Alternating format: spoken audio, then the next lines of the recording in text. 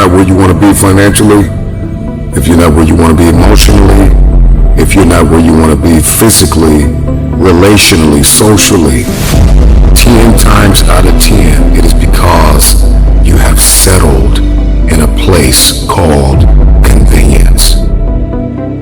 Time is not something that you use. Time is the basis of your life.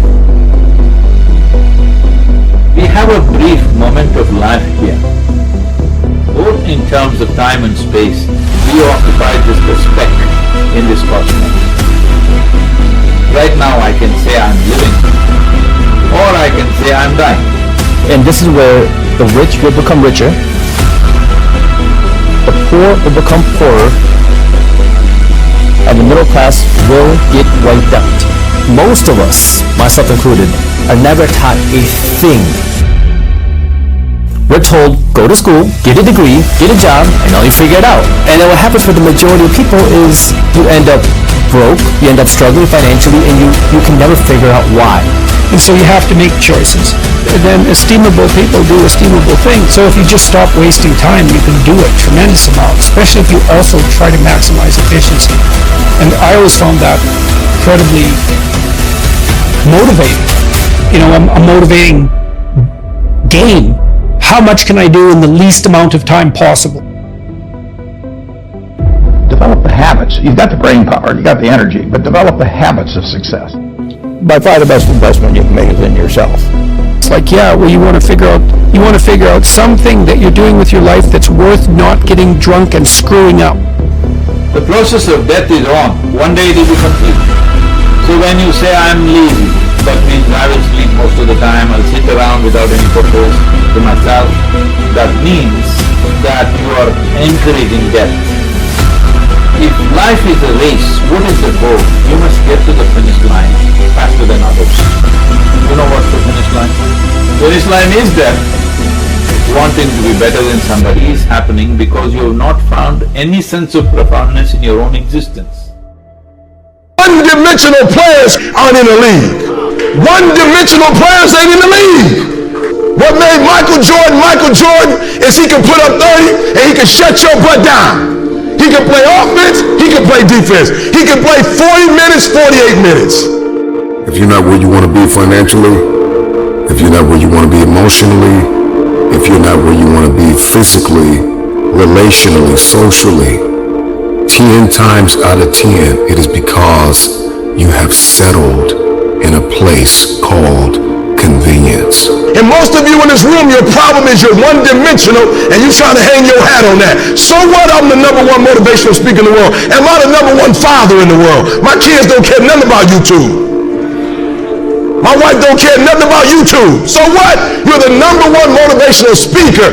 Are you the #1 husband? When you come home, cut all that foolishness off and give me me.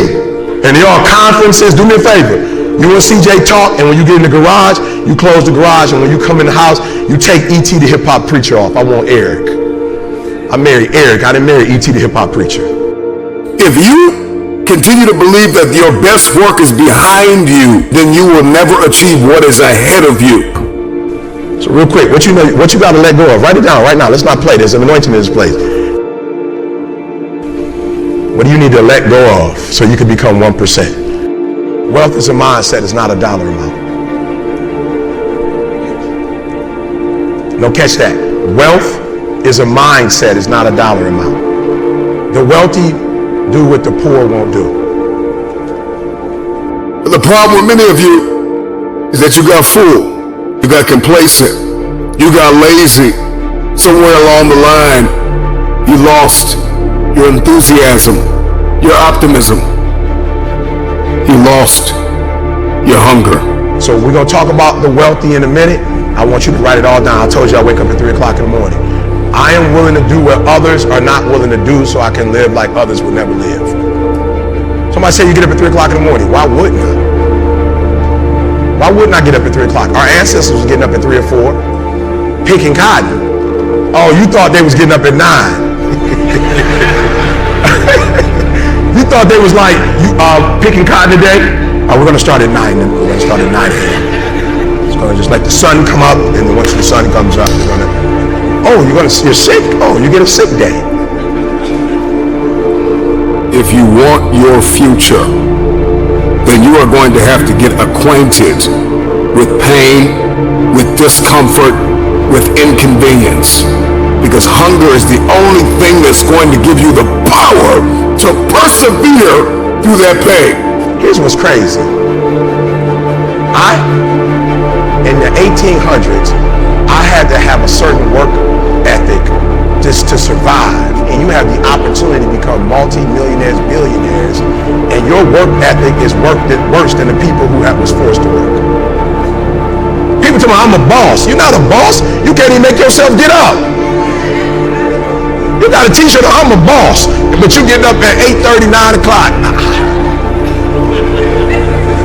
Bosses are up watching the 3 o'clock news. Some of you didn't even know the news came on at 3 o'clock. Because you watched the 6 o'clock news. You thought that's what the first one. The first news is at 3 a.m. That's the one Warren Buffett on. No, you're saying Warren Buffett is Warren Buffett because he's a white male. Warren Buffett is Warren Buffett because of where he grew up. Warren Buffett is not Warren Buffett because of where he grew up. Warren Buffett is Warren Buffett because what he does. He reads 6 hours a day every day. That's 42 doggone hours a week. So when Warren Buffett makes a decision, he makes a very wise decision. Why? Because he's making it off of 42 hours a week. You hadn't read none. You making decisions off the Housewives of Atlanta. Warren Buffett is binging on, I was in the room with Warren Buffett. He said he was reading the financial report of GM in 1956. Why? Because that was their best year. He's binging on GM's financial records from 1956, and you binging on Power. But now you say, hey, racist. They ain't racist when you watching Power, though. I don't care if you got to listen to me 1,000 times. I need you to get crystal clear about your future. Because the only reason why you are here, the only reason why you're alive is because you have work to do. Come on, talk back to me. You are not a boss because you got all day to do whatever you want to do, and the most you can do is go to work for somebody that you don't like and you don't care for, and dog them out and complain about them when they're giving you a check. They guaranteeing you a check. They making sure you got health care, and you dogging them out. If you don't like what they doing, why are you still there? Go get your own job. They weren't the only ones that was blessed, and that was fruitful, and that could multiply, and that could subdue the earth and have dominion. They're not the only ones. You can do it too, but your problem is you're not a 1%er because you don't live like a 1%er. If you want generational cycles broken in your family, if you want to be the first to achieve, the first to get it done, the first to see it, the first to do it, you must stay hungry.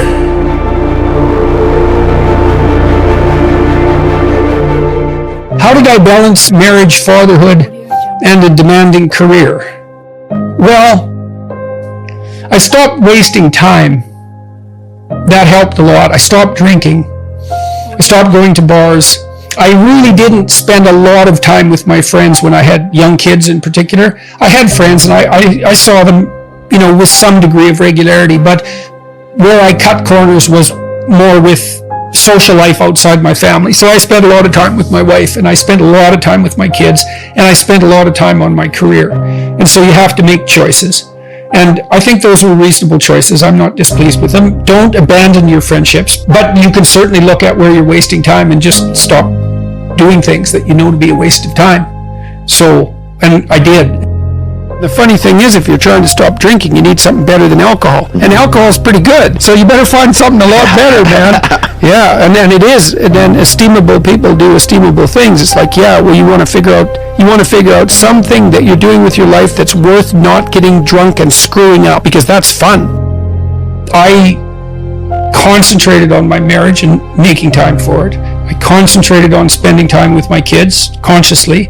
And I concentrated on developing my career. Those were the three elements of my life. And I had some time left over for creative pursuits and for friends, but most of it was a matter of getting rid of time wastes of any sort, and I just pushed that out of my life day after day until I wasn't wasting any time, or virtually no time. And, I've asked my undergraduates frequently how much time they waste per day, and general estimates are like 6 to 8 hours of time they regard themselves as wasting.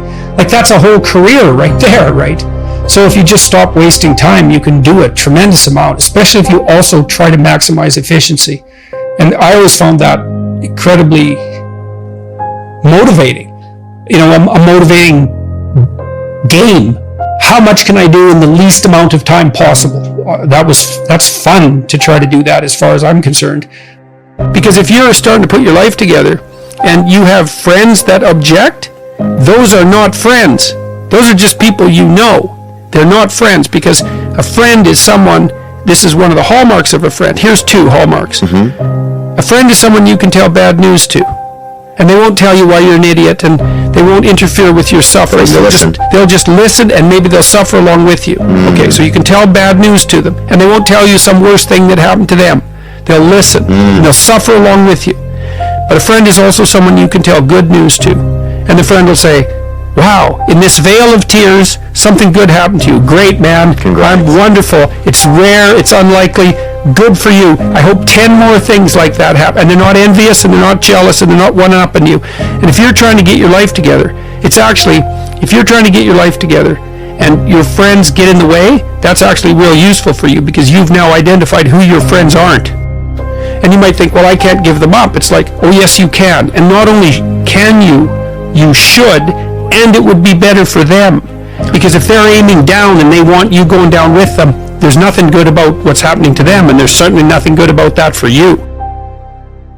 You might say, well, why do people drink too much? It's like, if you like alcohol, that's a stupid question. Yeah. Right? It's like, why do people drink too much? Well, because it's great. Yeah. It's like, okay, so why stop? Well, you do stupid things when you're drunk. You hurt yourself, you compromise your health, it's really hard on the people around you, you tend to turn into a liar, and it screws up your life. Yeah. It's like, yeah, but it's pretty fun. Yeah, well, it is, but you need something better than that. And what's better isn't being straight and not making mistakes. It's like, that's all prohibition in some sense. What's better is, no, you need an adventure, man.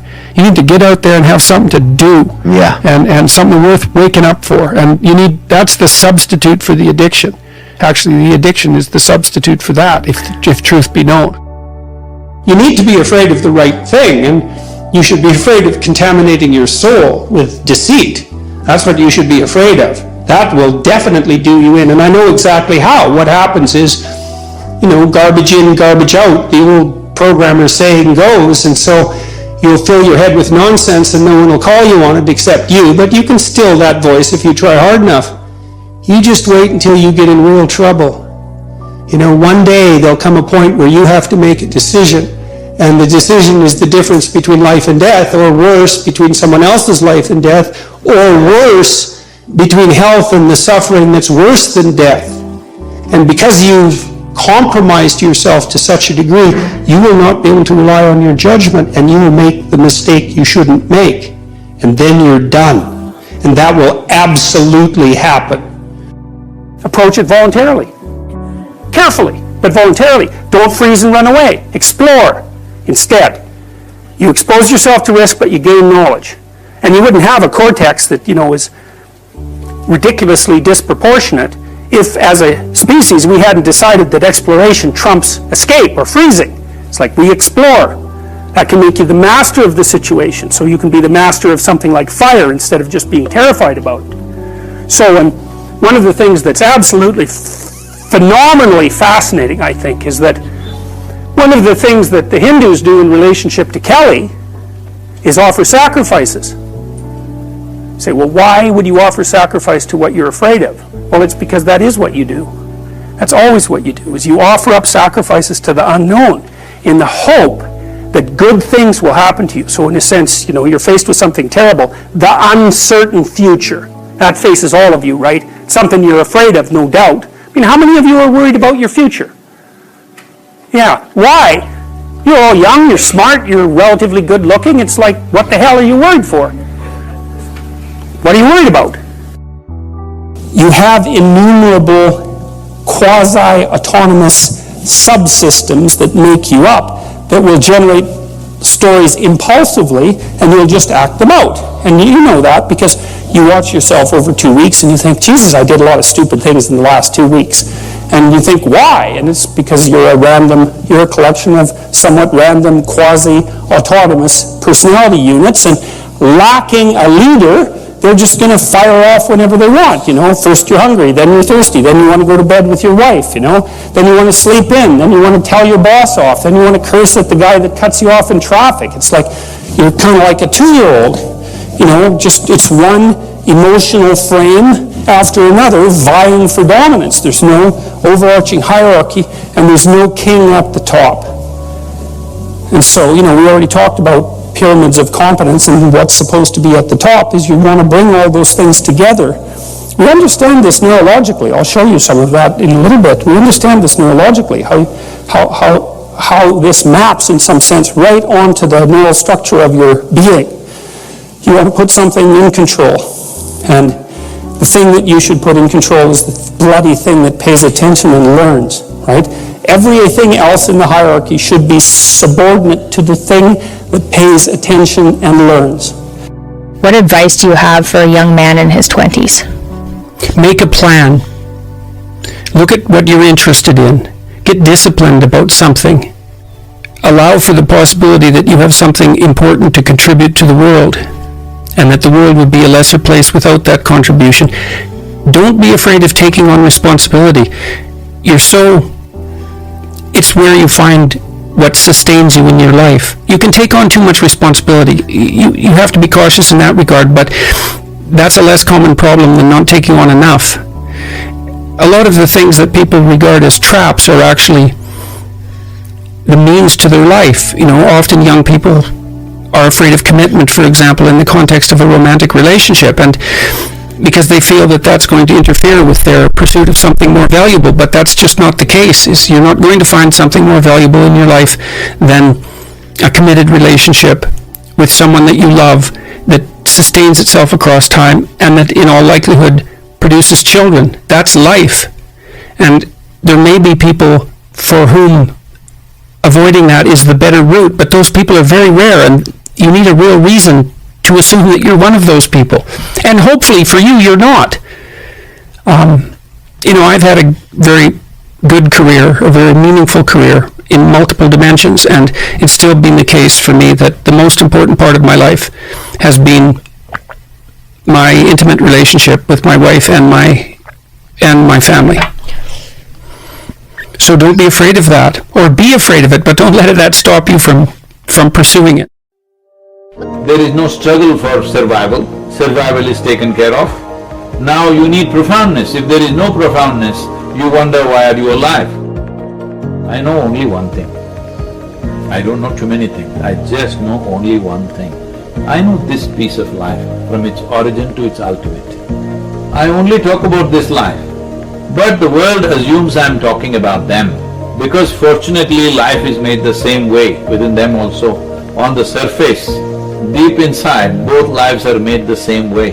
When I talk about this, plants think I'm talking about them, the worms think I'm talking about them, every other human being thinks I'm talking about them.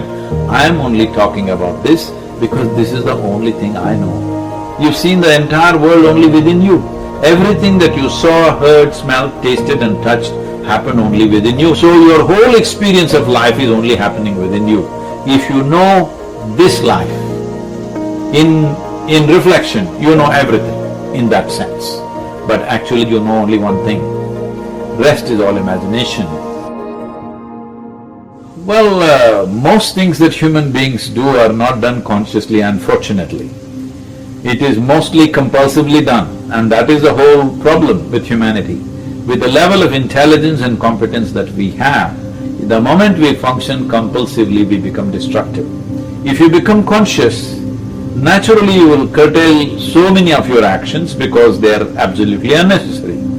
Either you're trying to be better than somebody, which you can never be, and or you're trying to do something in competition with the rest of the world, wanting to prove some nonsense that nobody's convinced about anyway, and all these countless number of people who existed on this planet before you and me, all those idiots also were doing the same thing. But where are they now? They're all topsoil. You and me also will be topsoil after some time. So let's not think too much about ourselves. If we understand the context of our existence, we are just a small pop-up on this planet and will pop out. If we know this, keeping your life pleasant, profound, if necessary in action, impactful, that is a choice. To do it without activity is much harder than to do it with activity. Most people who are lazy are also bitter about something. There is no sense of profoundness to their life. They always feel insufficient. That's not the way to live. If you're very pleasant and you have a profound experience of life, you have a right to do nothing, absolutely nothing. Time is a very relative experience. On a given day, you're very joyful. Have you noticed on that day, 24 hours, poof, went off like a moment. Another day, you're miserable or depressed, 24 hours feels like 10,000 years. So only miserable people can have a long life. So those miserable people raise all these kind of questions and make it like it's some great philosophy. Life is not a philosophy. Philosophy is a silly explanation to a life which is a phenomenon beyond all explanations. You can only experience this. You can't deduct it into your philosophy. The moment you deduct it into your philosophy, you become a constipated life. That means it happens little by little. It doesn't happen like an explosion. See, everybody knows what is needed in the world. The most important thing needed is, right now, we need pleasant human beings. Where should it start? With yourself. At least you become peaceful, joyful, loving, at least this much you become. Rest we will see what to do. Because there's only one problem on the planet, human being, isn't it? Human being is the flower of evolution, the peak of evolution. In terms of life, the heap of life that is there from microbial life to complex manifestation of life on this planet, you are on top of the world. But human beings are not experiencing their life like they are on top of the world. They are in the depths of misery compared to any other creature. All other creatures, if you just provide them the food that they need, they are all fine. A human being is miserable if he doesn't have food. If you give him food, he will feed his misery further. Simply because for all other creatures, nature has fixed their way of being. Nature is fixed how they should be, how a grasshopper should be, how a tiger should be, how an elephant should be. Nature has fixed at least 90% of their life. Only 10% latitude may be there for the individual animals to find some expression for themselves. But in the case of a human being comes largely unformed. Only 10% is fixed, 90% is left loose. This is what human beings are suffering. Human beings are not suffering their bondage, human beings are suffering their freedom. You are free to make yourself whichever way you want. That means you know how to be. If you know how to be, would you like to keep yourself in the heights of pleasantness or unpleasantness? Tell me. There's a big difference between loving to be lazy and being lazy, because laziness, if there is stillness in your body, that's called death. But if there is stillness in the core of who you are, then that is the source of life. There's a big difference. Only to create pleasantness in your surroundings, you need the cooperation of the people and the forces which are around you. But to create pleasantness of body, mind, emotion and energy is 100% your business. If this much everybody takes care of, then what to do in the world we can see. If there's something to do, we will do, otherwise let's take a walk, let's climb a tree, or go swim, or just sit still, do whatever the hell you want. But the important thing is, your life should be pleasant. Once you're pleasant, you're not satisfied with that, you will want profoundness of experience. Then you make your life profound. If it's pleasant and profound, you will have no need to do anything. If something is needed, you will do it. If nothing is needed, you can sit here joyfully. What's the problem?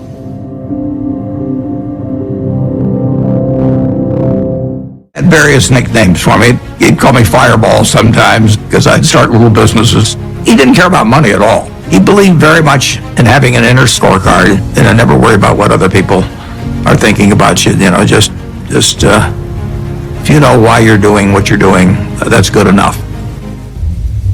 When I want to do something, I always want to do it big. I've said many times that 65 or 70, and the people that you want to have love you actually do love you, you're a success. Some people should not own stocks at all because they just get too upset with price fluctuations. If you're going to do dumb things because your stock goes down, you shouldn't own a stock at all. The first books I read on investment were actually in my dad's office. I just read and read and read. I probably read 5 to 6 hours a day. I mean, I figured out very early, you don't have to be that smart at this business, which is fortunate, but you do have to have the right temperament. The best gift I was ever given was to have the father that I had when I was born. Known as the Oracle of Omaha, the 91-year-old Warren Buffett is one of the most successful investors of all time. He went from buying his first stock at age 11 to running Berkshire Hathaway, a multinational holding company with total assets nearing $1 trillion. Often appearing on lists alongside Bill Gates and Elon Musk, his current net worth is $105 billion, placing him as the 7th richest person in the world.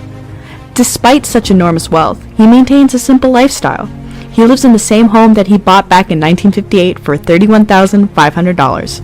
He makes his daily commute in his 2014 Cadillac XTS, often stopping by McDonald's for breakfast before heading into the office. So for someone with such a simple routine and more money than he could possibly spend, what makes him happy? I would have to be honestly say that what makes me happiest is what I'm doing. I know I'll win over time.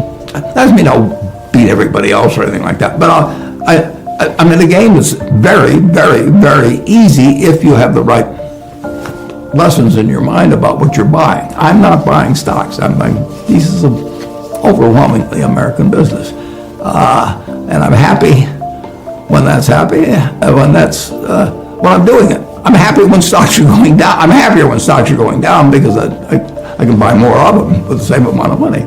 I'd be happy if I was a farmer. I'd want farmland to go down so I could buy more acreage. You know, if I was, I mean, it just makes sense. The best boat you can have is your own talent.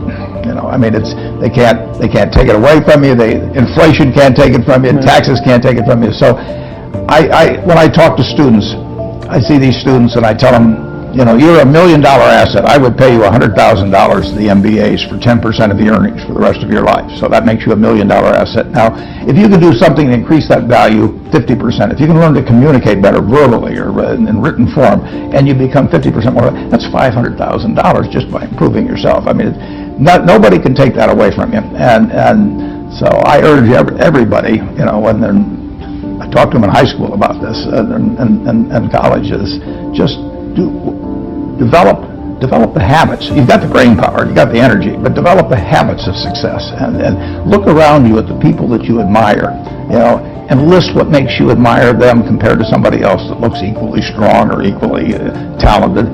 And those are things that you can do. I mean, just write them down and you know, people like people that they like them if they're humorous, if they're friendly, if they give credit to the other fellow. I mean, and they don't like them if they're stingy, you know, or they overstate and overpromise and all those sort of things. Well, that's a decision you make. So I encourage everybody to build your own moat around yourself.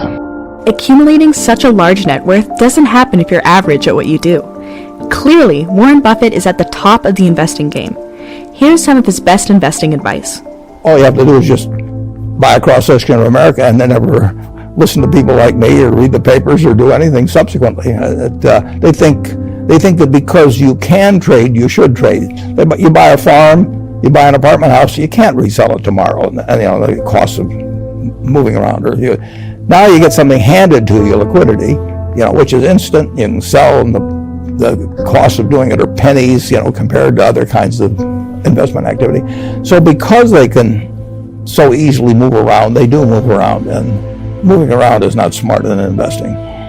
By far the best investment you can make is in yourself. I mean, for example, communication skills. I tell the students that come that they're going to graduate schools and business, and they're learning all these complicated formulas and all that. If they just learn to communicate better, and both in writing and in person, they increase their value at least 50%. You know, I mean, if you can't communicate, somebody says, it's like winking at a girl in the dark. Nothing happens, basically. And you have to be able to get forth your ideas, and that's relatively easy. I did it myself. It's just hugely important. And if you invest in yourself, nobody can take it away from you. Well, I've advised is, the most important thing is really who you associate with. You want to associate with people that are better than you are. I mean, basically, you'll go in the direction of the people that you associate with, and you want to have the right heroes.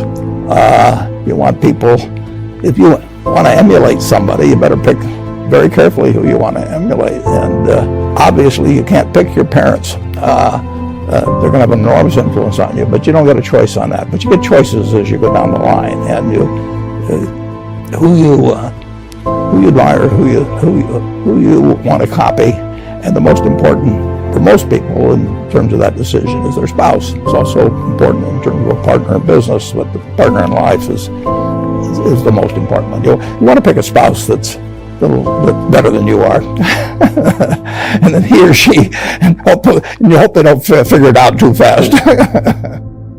I'll leave you with this metaphor Warren uses to encourage everyone to take care of themselves. I was in high school, almost a third as long as the country has been around.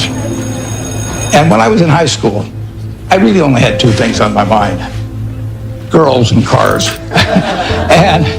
And I wasn't doing very well with girls, so we'll talk about cars. But let's just imagine that when we finish, I'm going to let each one of you pick out the car of your choice. Sounds good, doesn't it? Pick it out, any color, you name it. It'll be tied up with a bow, and it'll be at your house tomorrow. And you say, well, what's the catch? And the catch is that it's the only car you're going to get in your lifetime. Now, what are you going to do knowing that that's the only car you're ever going to have and you love that car?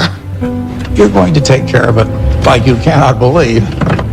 Now, what I'd like to suggest, you're not going to get only one car in your lifetime, but you're going to get one body and one mind, and that's all you're going to get. And that body and mind feels terrific now, but it has to last you a lifetime.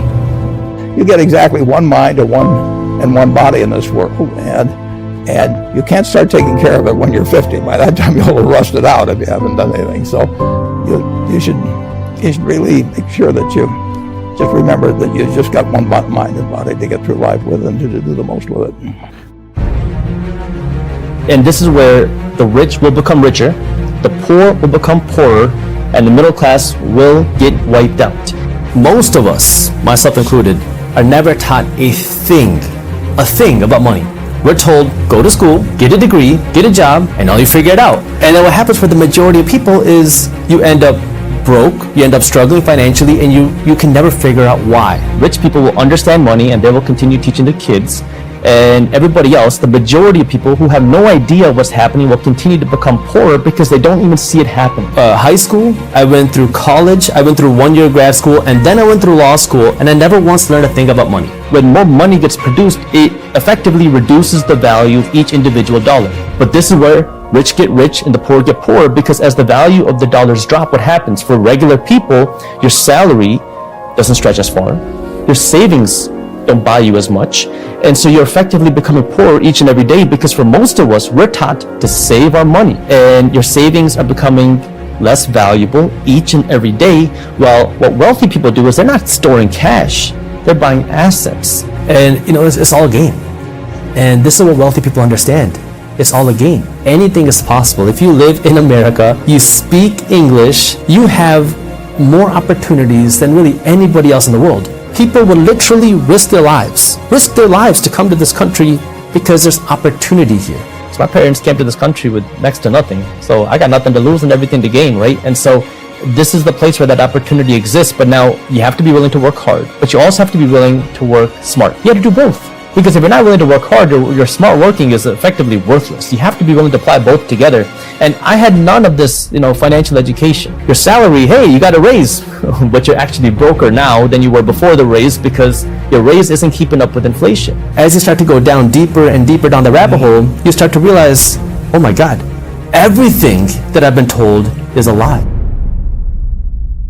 as I was studying, I started reading other business books and financial books. And I remember this. I was in the library studying, and I went onto Google, and I searched the richest people in America. And you see people like Steve Jobs, Warren Buffett, Bill Gates, Mark Zuckerberg.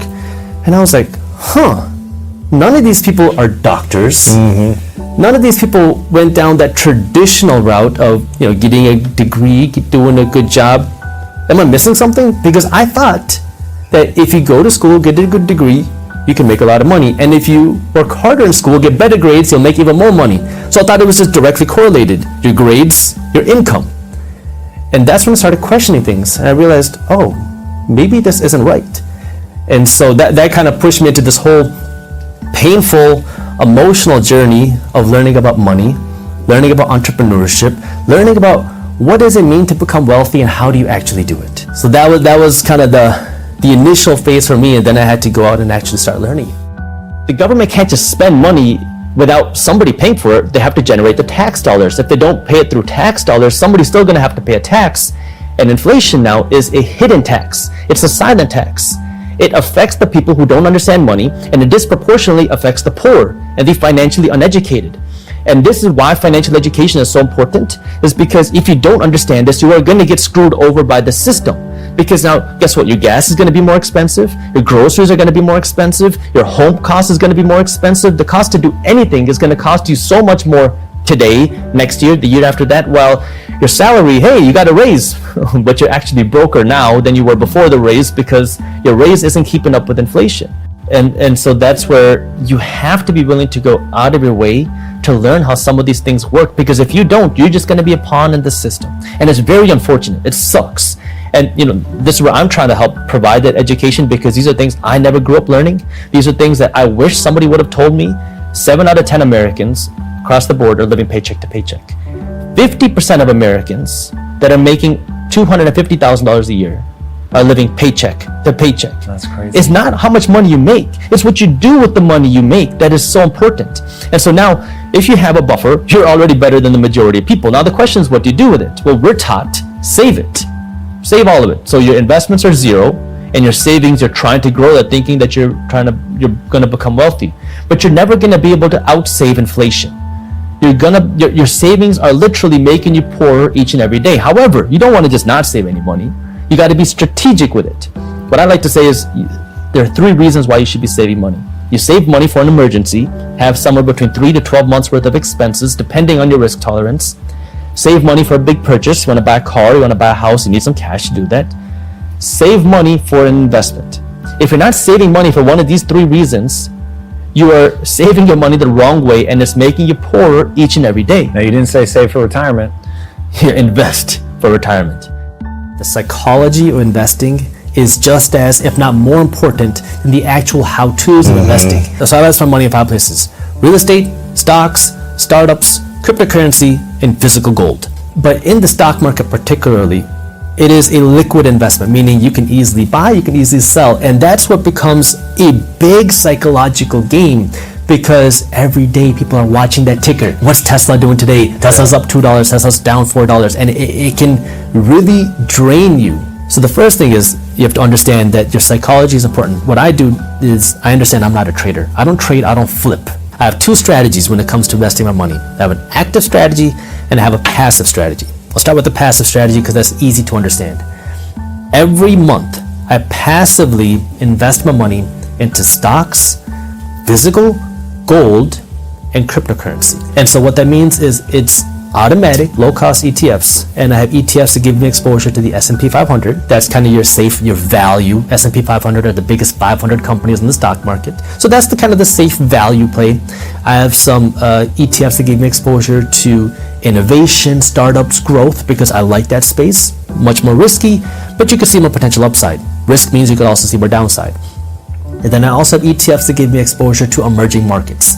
These are countries that are overseas, countries like China, India, Korea, Brazil, countries that are up and coming, to give you some diversification, not just in companies, but also in dollars. And then I have my cryptocurrencies. Now, I'm mainly in Bitcoin.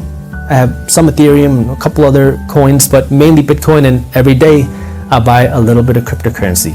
Again, I know it's volatile. I know you can see big swings up, big swings down. I don't care. I'm buying it every single day. So that's my passive strategy, where it doesn't matter what's going on in the market. I'm just going to keep buying no matter what's going on. Then my active strategy is now where I do more of the fundamental analysis, where I understand where am I actually investing my money. So this requires much more time and more effort on my end. So on the real estate side, I'm looking for deals that are paying me that 7% cash on cash return. And so I'm going to be analyzing the numbers, looking for properties, walk through a lot of deals, and when I find something, I will go out and buy it. In the stock market, rather similar. I'm looking for companies that I believe in, that I believe are good fundamentally. Fundamentally means looking at the numbers, right? What do the revenues look like? Have the revenues been growing? How fast are they growing? 10% a year, 20% a year? What about the profits? But you also have to look a little bit deeper than just the profits, because you want to see what's going on with the expenses. Where are they investing? Are their expenses going up because the cost of business is becoming more expensive? Or are the expenses rising because they're investing more in their company? So you got to do a little bit of digging in there. And then in startups, obviously invest in my own companies, but I also invest in startup companies. I love entrepreneurship. I am a huge fan of entrepreneurs. I love supporting other entrepreneurs because I never had that support when I was getting started as an entrepreneur. So one of the ways I can provide the support is through money, through investing in some of these entrepreneurs. So I invest in these startups. Fourth, cryptocurrency. If a big cryptocurrency crash happens, well, I already know what I want to own. I'll just come in and buy more. And with gold, I don't really actively buy gold, but that's the 4 ways that I actively invest my money. Sure.